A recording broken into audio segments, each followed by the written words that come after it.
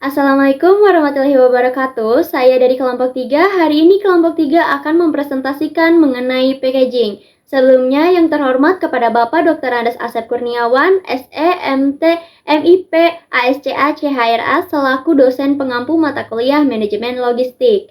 Selanjutnya next, anggota kelompok 3 terdiri dari 7 orang. Yang pertama ada saya sendiri, Melviana Fuja Alia dengan nomor NIM 511 2211001. Selanjutnya ada Pipi Rohimah dengan nomor NIM 03. Ada Ferry Antonius Nejar Marbun dengan nomor NIM 05. Jihan Faikotul Ismah 07. Leonel Octavian Alvandi Sitorus dengan nomor NIM 030. Fahrja Amjali dengan nomor NIM 069. Dan juga Jia Alfiah Juliani dengan nomor NIM 026. Oke, next. Packaging sendiri di bab ini ada 4 bab. Yang pertama, kita akan langsung masuk ke bab 1, yaitu pengertian packaging. Apa itu packaging? Packaging itu adalah sebuah kemasan untuk melindungi produk utama yang ada di dalamnya agar terhindar dari kerusakan fisik, udara, kelembaban, dan juga terkontaminasi dari hal-hal yang tidak diinginkan. Jadi produk tersebut tetap aman sampai ke tangan pembeli, seperti itu. Selain itu, packaging sendiri itu merupakan sebuah identitas pembeda antara produksi perusahaan A dengan produksi perusahaan B untuk bersaing di pasaran ketika dipajang di toko-toko ataupun ditawarkan langsung kepada customer. Dan jangan lupa juga packaging mau dibuat manual menggunakan tangan ataupun menggunakan mesin, packaging harus mengikuti standarisasi kemasan, mulai dari seperti harus ada tanggal expire, tanggal produksi, manfaat, ingredients, dan lain-lainnya. Dan terutama packaging sendiri harus diuji ketahanan dan keamanannya sehingga packaging tersebut tetap aman ketika dipajang, tidak ada kerusakan sama sekali. Baik, materi selanjutnya yaitu jenis-jenis packaging. Di sini terdapat 3 jenis packaging. Yang pertama yaitu jenis packaging kemasan primer. Kemasan primer ini dijelaskan sebagai kemasan yang bersentuhan atau berhubungan langsung terhadap suatu produk tersebut.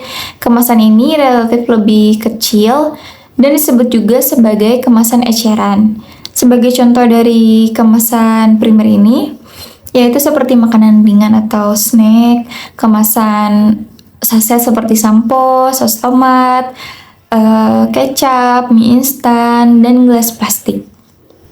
Yang kedua, jenis packaging kemasan sekunder. Kemasan sekunder ini keterbalikan daripada kemasan primer, yang dimana kemasan sekunder ini adalah suatu kemasan yang tidak berhubungan langsung terhadap produk tersebut. Kemasan ini berupa seperti karton atau dus. Contohnya yaitu seperti dus mie instan dan dus air minum. Lalu yang terakhir ada kemasan tersier.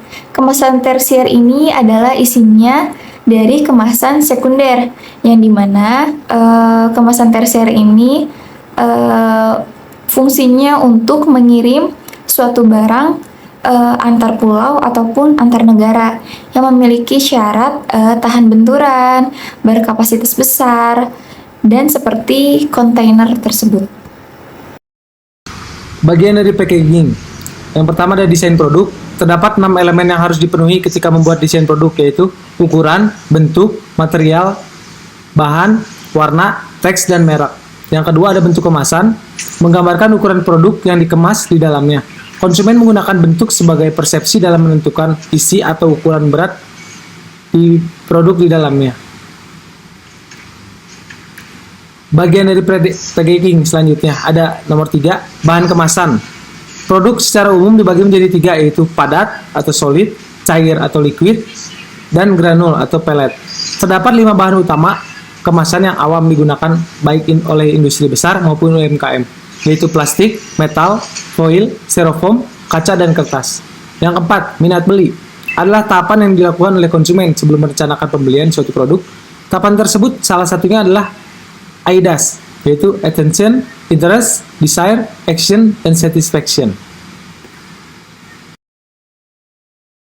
Selanjutnya ada analisis jurnal, acuan, dan jurnal pendukung. Yang pertama ada fenomena. Tocha sebagai salah satu merek produk yang dibuat oleh Innotrade, membuat terobosan baru dibandingkan dengan produsen lainnya. Kemasan Tocha dibuat dengan bahan kemasan paper metal sehingga relatif terjangkau, dan karena kemasan luarnya tersebut dari kertas, maka dapat diberikan visual yang ingin dipersepsikan oleh pembeli, serta dilengkapi dengan atribut kemasan, diantaranya barcode, halal, no PIRT, komposisi, tanggal kadaluarsa, tanggal produksi, cara pemakaian, dan informasi perusahaan. Yang kedua, ada tujuan. Untuk menguji pengaruh desain produk, bentuk kemasan, dan bahan atau material kemasan terhadap minat beli konsumen. Yang ketiga, ada metode yang digunakan. Jenis penelitian dan metode yang digunakan dalam penelitian ini menggunakan data primer yang diperoleh dari subjek penelitian dengan cara membagikan kuesioner.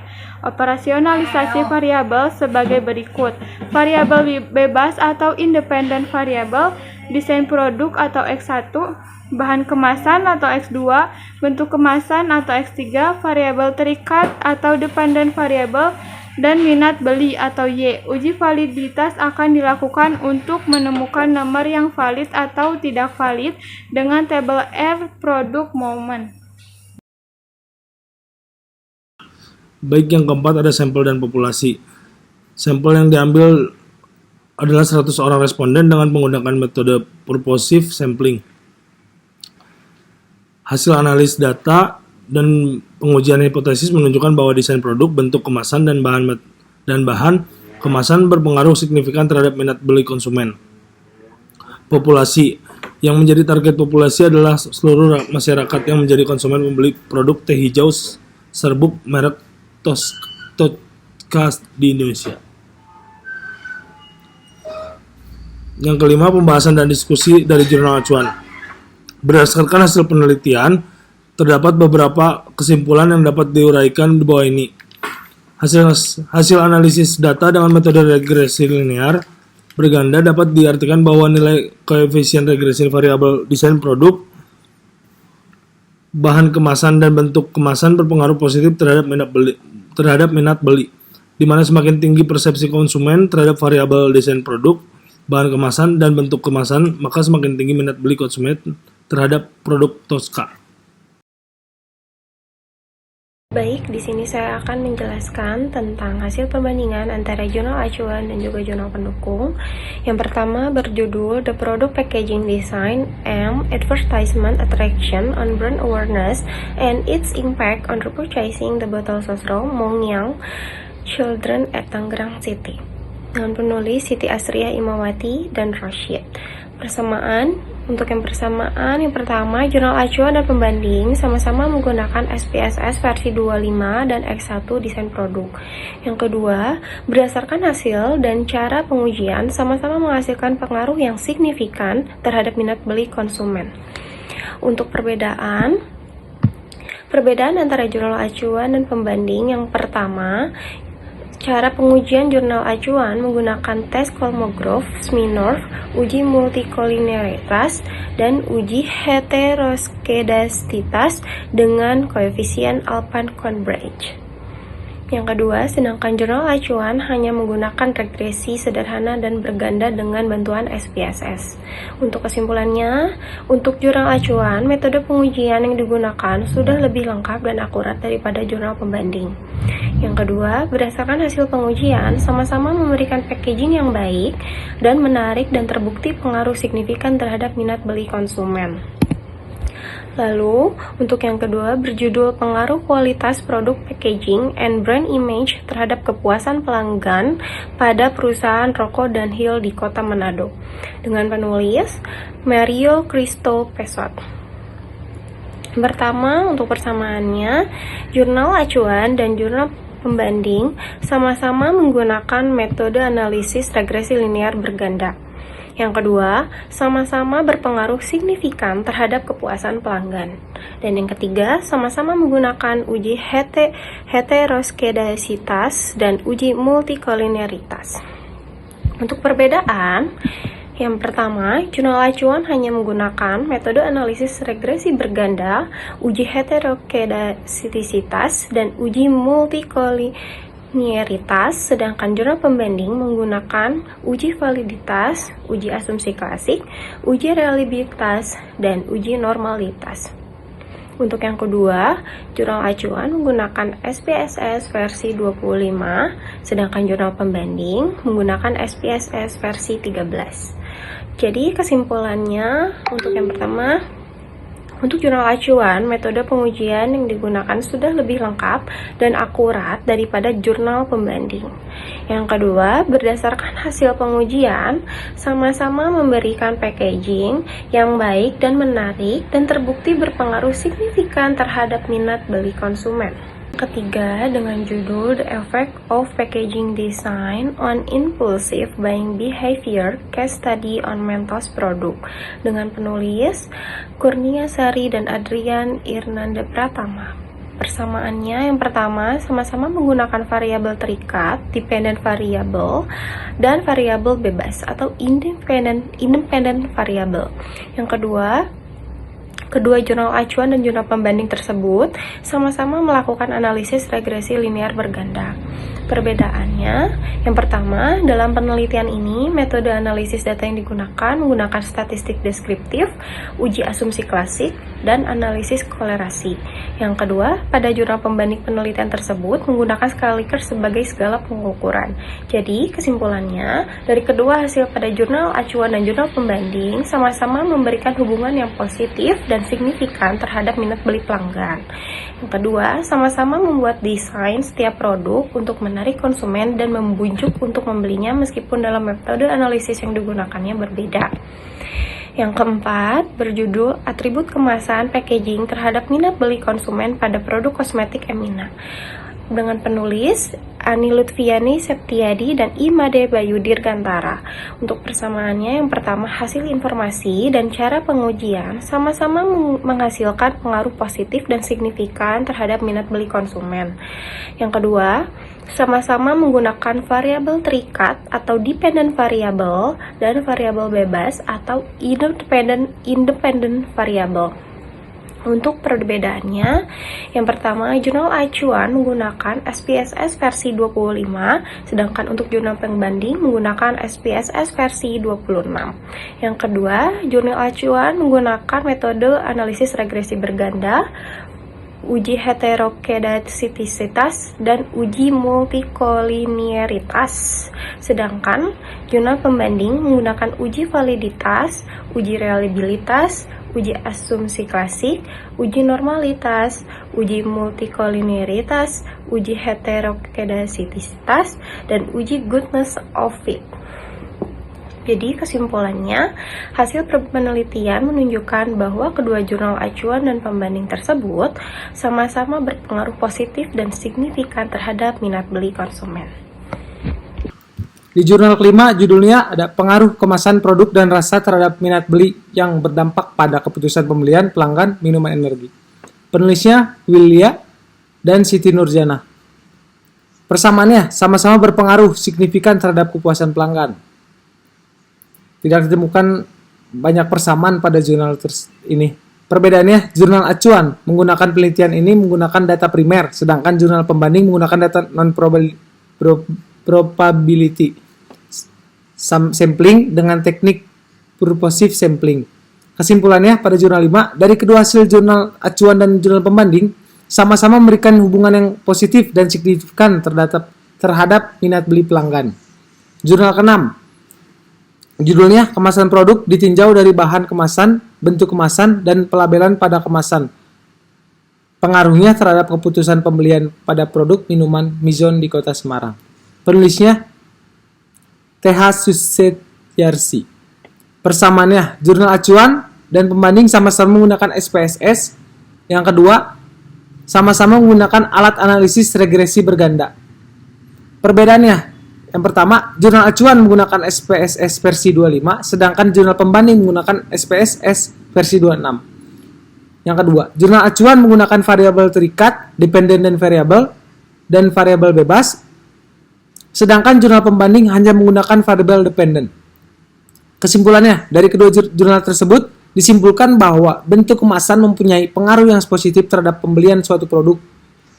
Bentuk kemasan mempunyai pengaruh yang paling besar dibanding variabel lainnya. Selanjutnya, ada jurnal ke-7 dengan judul Proses Packaging dan Staffing Perusahaan Furnitur Lokal dalam Menjaga Eksistensi Persaingan Global. Penulisnya Yogi Pasca Pratama, Dizky Avicenna, dan Bambang Sarosa. Persamaannya jurnal acuan dan jurnal pembanding sama-sama menggunakan SPSS versi 25.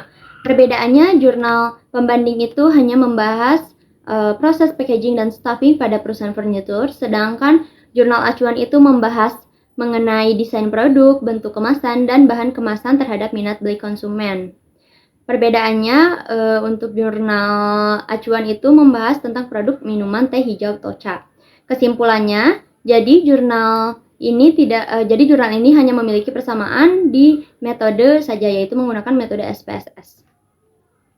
Selanjutnya, jurnal ke-8 yaitu dengan judul Pengaruh Green Marketing dan Packaging terhadap Brand Image dan Loyalitas Pelanggan pada Konsumen Starbucks Coffee.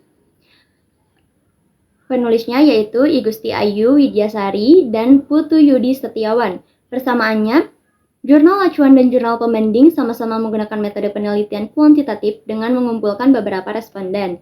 Perbedaannya, jurnal acuan bertujuan untuk meneliti pengaruh bentuk terhadap minat beli konsumen, yaitu produk teh Tocha, sedangkan jurnal pembanding bertujuan meneliti tentang loyalitas konsumen. Kesimpulannya, bentuk produk serta kemasan sama-sama berpengaruh positif kepada produk terhadap minat beli konsumen maupun loyalitas konsumen terhadap perusahaan. Baik, selanjutnya jurnal pembanding yang berjudul Grand Packaging, Grand Produk, Grand Advertising, Persepsi, dan Minat Beli Konsumen. Persamaannya adalah jurnal acuan dan jurnal pembanding sama-sama melakukan penelitian terhadap minat beli konsumen. Lalu perbedaannya adalah jurnal acuan meneliti pengaruh untuk kemasan terhadap minat beli konsumen, sedangkan jurnal pembanding meneliti pengaruh grand packaging, grand produk, grand advertising, dan persepsi terhadap minat beli konsumen. Kesimpulannya adalah bentuk kemasan menggunakan yang bersifat ramah lingkungan berpengaruh positif terhadap minat beli konsumen. Jadi, diharapkan perusahaan dapat mempertimbangkan untuk menerapkan bentuk kemasan yang ramah lingkungan. Lalu, the impact of product packaging, element on brand image, and purchase intention. Persamaannya yang pertama yaitu jurnal acuan dan pembanding sama-sama menggunakan SPSS. Yang kedua, sama-sama menggunakan variabel terikat. Dan yang ketiga, sama-sama berpengaruh signifikan terhadap minat beli konsumen. Perbedaannya, jurnal acuan hanya menggunakan metode analisis regresi berganda, uji heteroskedisitas, dan uji multikolineritas, sedangkan jurnal pembanding menggunakan metode analisis deskriptif, uji reliabilitas, analisis faktor eksplorasi, regresi, dan analisis jalur. Kesimpulannya adalah dari kedua jurnal tersebut disimpulkan bahwa sama-sama memberikan hubungan yang positif dan signifikan terhadap minat beli konsumen. Selanjutnya, jurnal pembanding yang berjudul Branding, Packaging, dan Promosi sebagai produk unggulan kelompok Tani Mukti Desa Sukajadi Taman Sari Bogor. Persamaannya di sini yaitu sama-sama menggunakan metode penelitian kuantitatif. Mereka mengumpulkan data primer melalui penyebaran kuesioner atau melibatkan subjek penelitian secara langsung. Yang kedua, jurnal tersebut menggunakan analisis regresi linear berganda atau OLS. Yang ketiga, kedua jurnal juga melibatkan penggunaan perangkat lunak statistik SPSS. Perbedaannya adalah metode penelitian ini terletak pada pendekatan yang digunakan dan tujuan penelitiannya. Jurnal pertama lebih fokus pada analisis statistik dan hubungan antar variabel, sementara jurnal pembanding lebih fokus pada intervensi dan pengembangan dalam konteks pengabdian masyarakat. Jadi, kesimpulannya, jurnal acuan menggunakan metode penelitian kuantitatif dengan analisis statistik untuk menguji pengaruh variabel bebas terhadap variabel terikat. Sementara itu, jurnal pembanding menggunakan metode pengabdian masyarakat yang melibatkan edukasi, pendampingan, dan pelatihan untuk membantu pengembangan dan meningkatkan promosi produk NOGA serta memperluas saluran distribusinya. Lalu yang terakhir, analisis pengaruh produk assortment dan desain kemasan terhadap minat beli pada UMKM di Kota Bima. Persamaan dari jurnal ini adalah metode penelitian dari kedua ini menggunakan pendekatan kuantitatif dengan metode survei. Kedua jurnal menggunakan kuesioner sebagai alat pengumpulan data primer. Selain itu, keduanya juga menggunakan analisis regresi linear berganda untuk menguji pengaruh variabel independen terhadap variabel dependen secara parsial. Lalu perbedaannya terletak pada variabel independen yang digunakan dalam analisis. Jurnal pertama menggunakan produk assortment sebagai variabel independen, sementara jurnal acuan menggunakan desain produk, bahan kemasan, dan bentuk kemasan sebagai variabel independen. Lalu kesimpulannya, jurnal pembanding, produk assortment tidak memiliki pengaruh signifikan terhadap minat beli konsumen. Desain kemasan memiliki pengaruh positif dan signifikan terhadap minat beli konsumen. Lalu yang kedua, kesimpulan jurnal acuannya adalah desain produk, bahan kemasan, dan bentuk kemasan memiliki pengaruh terhadap minat beli konsumen. Hubungan antara desain produk dan minat beli dapat bersifat searah atau tidak searah. Lalu yang terakhir, uji ketepatan model menggunakan koefisien determinasi untuk mengukur sejauh mana variabel bebas dapat memprediksi variasi minat beli.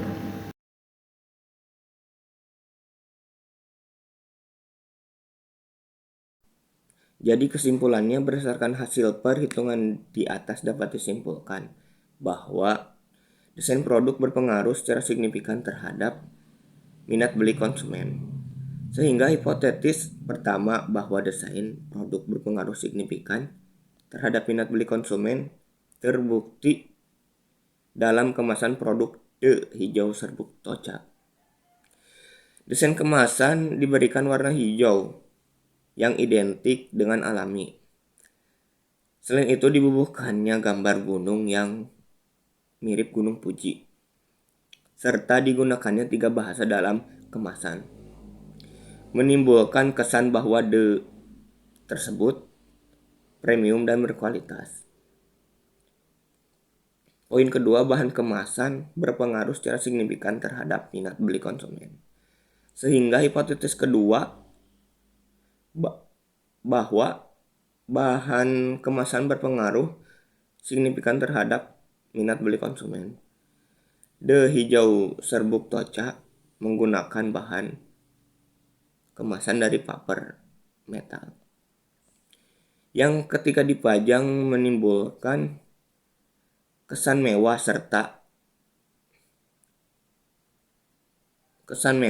karena unsur lapisan plastik glossy di kemasan di permukaannya.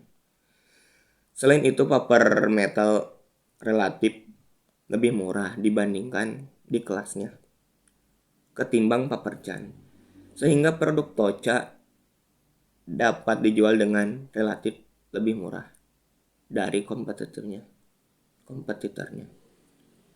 Poin ketiga, bentuk kemasan berpengaruh secara signifikan terhadap minat beli konsumen. Sehingga hipotesis ketiga bahwa bentuk kemasan berpengaruh signifikan terhadap minat beli konsumen terbukti. Bentuk kemasan teh serbuk Tocha berbentuk persegi panjang berdiri, sehingga dapat memaksimalkan tampilan muka kepada konsumen. Kemasan tegak berdiri dipilih karena kompetitornya sebagian besar menggunakan kemasan tidur atau kemasan bulat yang terbatas untuk penampilan pesan produk. Selanjutnya, saran sebaiknya untuk jurnal acuan yang masih menggunakan SPSS versi di bawah 25 atau 26 segera dirubah menggunakan versi terbaru agar lebih akurat.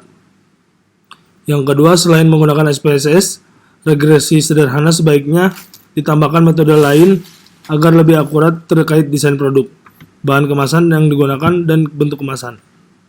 Yang ketiga, disarankan menggunakan packaging produk yang sesuai standarisasi baik untuk makanan, minuman, kosmetik, dan lain-lain, sehingga produk terhindar dari debu dan tetap higienis.